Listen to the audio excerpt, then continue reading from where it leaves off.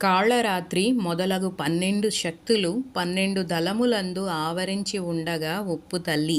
ఈ కాళరాత్రి సకల లోక సంహారమును చేయును. స్నిగ్ధౌదన ప్రియ, నేతితో కలిపిన అన్నమునందు ప్రీతి కలిగిన తల్లి. యజ్ఞమునందు హుతము చేయు నేయి చాలా పవిత్రమైనది.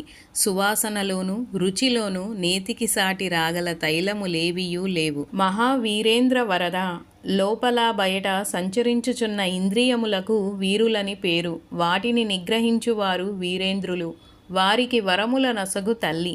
మహావీరుడనగా ప్రహ్లాదుడు, ఇంద్రుడు. దేవీ భాగవతమునందు చతుర్థ స్కందమున వీరిరువురు 3 సంవత్సరములు యుద్ధము చేసి ఎవరునూ జయము పొందలేక దేవిని స్తుతించిరి. తల్లి ఇద్దరికీ వరములనిచ్చెను.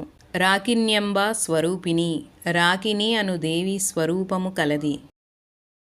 మణిపూరాబ్జ నిలయ, మణిపూరమను పేరుగల పద్మము నివాసముగా గలది. నాభి ప్రదేశమునందు 10 దళములు గల పద్మము గలదు. దానికి మణిపూరమని పేరు.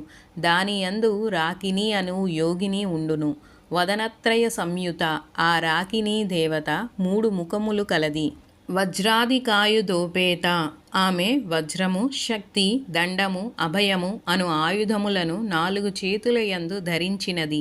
ఢామర్యాది బిరావృత, ఢామరి మొదలు ఫట్కారిణి వరకు 10 శక్తులు కలవు. వారందరూ 10 పద్మదళములందు ఉందురు. రక్తవర్ణ, ఆమె ఎర్రని వర్ణము గల తల్లి.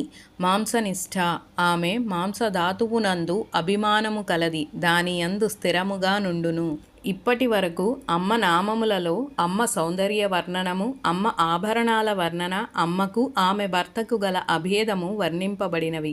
తర్వాత అమ్మ నివాసము వర్ణింపబడినది. చాలా నామాలను పరిశీలించగా అమ్మ మన శరీరములో ఉన్నట్లు గోచరించును. ఆమె మూలాధారమునందున్నట్లు షట్చక్రములు, 3 గ్రంథుల వర్ణన, మనలోని చైతన్యమే అమ్మ అని, చక్రములు అధిదేవతలు. వీనిని పరిశీలింపగా అమ్మ యొక్క శక్తులు మన శరీరములోని శక్తులని తెల్లమగును.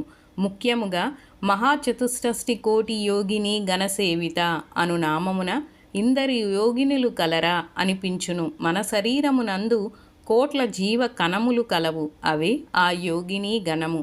మనలోని పర, పశ్యంతి, మధ్యమ, వైఖరి వాక్కులు అమ్మే అని తెలుస్తోంది.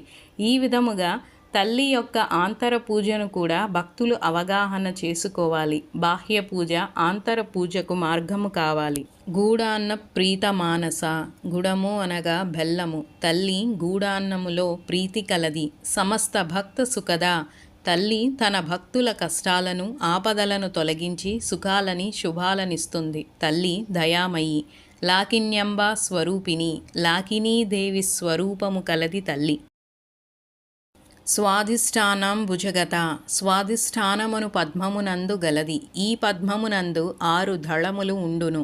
చతుర్వక్త్ర మనోహర, 4 ముఖములతో మనోహరమైన రూప సౌందర్యముతో ప్రకాశించు తల్లి. శూలాధ్యాయుధ సంపన్న, తల్లి తన 4 చేతులలోనూ త్రిశూలము, పాశము, కపాలము, అభయముద్ర ధరించియుండును.